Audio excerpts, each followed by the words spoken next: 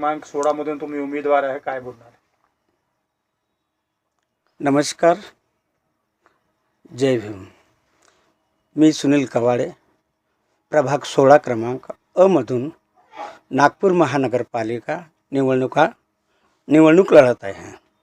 या निवडणुकीमध्ये लढण्याचं कारण म्हणजे आमच्या काही वर्षापासून वस्तीमधील कुठलेही काम बरोबर झालेले नाही आणि आम्ही हमेशा अधिकारी किंवा कर्मचारी यांना आम्ही वारंवार सांगत होतो, तरी ते आमच्याशी मुजोरी करत होते आणि कुठल्याही प्रकारचे काम करत नव्हते. दुसरी गोष्ट, आमच्या पूर्ण प्रभागात काही गार्डनचे कामं झालेले नाही आहेत, काही गटरचे कामं झालेले नाहीत, स्ट्रीट लाईट बरोबर नसतात आणि अशा प्रकारचे भरपूर हे आहेत. म्हणजे त्याला काय म्हणतो आपण, कार्य कमी आहेत, अपुऱ्या. गार्डनमध्ये काही लोकांनी कब्जा केलेले आहेत, रोडच्या बाजूला कब्जा करून बसलेले आहेत. यावर कुणाच्याही शासनाच्या देखरेख नाही किंवा इथल्या नगरसेवकाचीही देखरेख नाही. आता या इलेक्शनला जवळपास 5-6 वर्ष गॅप झाल्यानंतर ही पहिल्यांदाच नगरसेविका म्हणजे महानगरपालिका निवडणूक होत आहे. या निवडणुकामध्ये मी सुनील कवाडे या प्रभागातून प्रभाग अ मधून उमेदवारी मागितली वंचित बहुजन आघाडीने.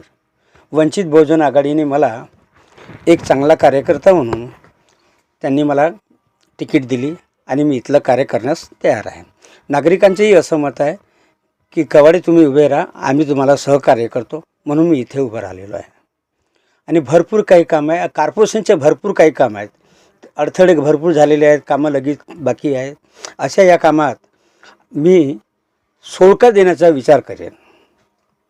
आश्वासन देत नाही की मी हे करेन ते करेन मग करणार नाही, हे खोटे बातम्या देणार नाही.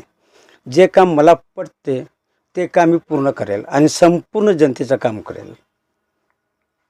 तुम्ही निवडून आले समजलो, उभे आहे, निवडून आल्यानंतर असं काय तर मुख्य कार्य आहे जे अपूर्ण आहे प्रभाग 16 मध्ये, ते तुम्ही पूर्ण करणार? मी निवडून आल्यानंतर आधी शिक्षण म्हणजे मुलांच्या शिक्षणाचा विचार करेल, शाळेचा विचार करेल, आरोग्याचा विचार करेल, गटर लाईनचा विचार करेल. 40-60 वर्षापासून जी गटर लाईन टाकलेली आहे ती नवीन गटर लाईन टाकायला लागेल.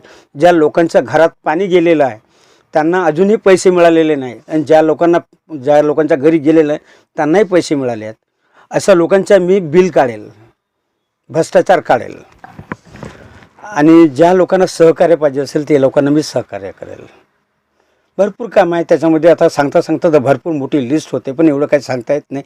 थोडक्यात काम सांगितलं तर लोक जनता समजून घेईल की आपल्याला काम. तुम्ही प्रभाग क्रमांक 16 ची जनताला काय आवाहन करणार आहे? येणाऱ्या 15 तारखेला मतदान होणार आहे. आता येणाऱ्या 15 तारखेला निवडणूक वोटिंग होणार आहे.